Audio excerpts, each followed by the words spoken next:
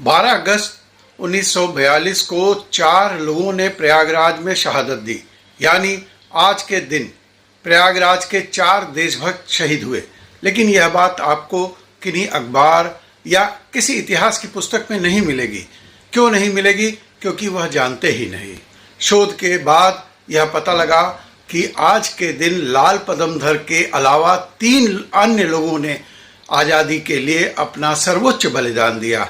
मैं हूँ वीरेंद्र पाठक, शहीदवाल का संस्थापक, प्रयागराज और उसकी विरासत पर शोध करता हूँ। आज के दिन यूनिवर्सिटी में एक जुलूस निकला था जिसका नेतृत्व नेहरू परिवार की एक बेटी तिरंगा झंडा लेकर कचहरी की ओर कूच कर रही थी। इस जुलूस में छात्र भी शामिल थे। सामने अंग्रेज खड़े हो गए। उन्होंने कहा कि हट जाओ, लेट जाओ, नहीं गोली मार दी जाएगी। जब वह लड़की लेटने लगी तो उस जुलूस में शामिल एक नौजवान जिसका नाम लाल पदमधर था दौड़ कर गया और तिरंगे को झुकने नहीं दिया। उसने तिरंगा अपने हाथ में ले लिया। अंग्रेजों को यह बात पसंद नहीं आई और फिर वही हुआ कि गोलियों ने उसका सीना छलनी कर दिया। जगह जगह प्रदर्शन हो रहे थे।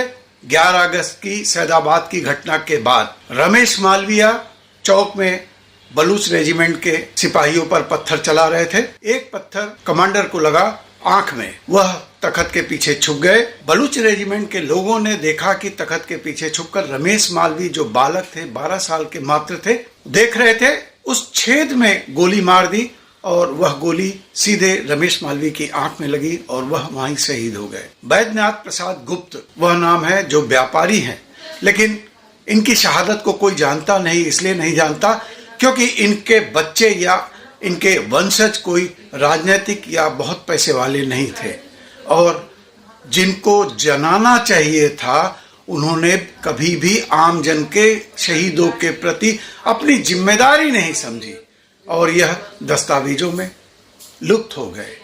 बैद्यनाथ प्रसाद गुप्त भी इसी तरीके एक प्रदर्शन का पुराने शहर में नेतृत्व कर रहे थे। उनको भी गोली मारकर आज के दिन ही शहीद कर दिया गया।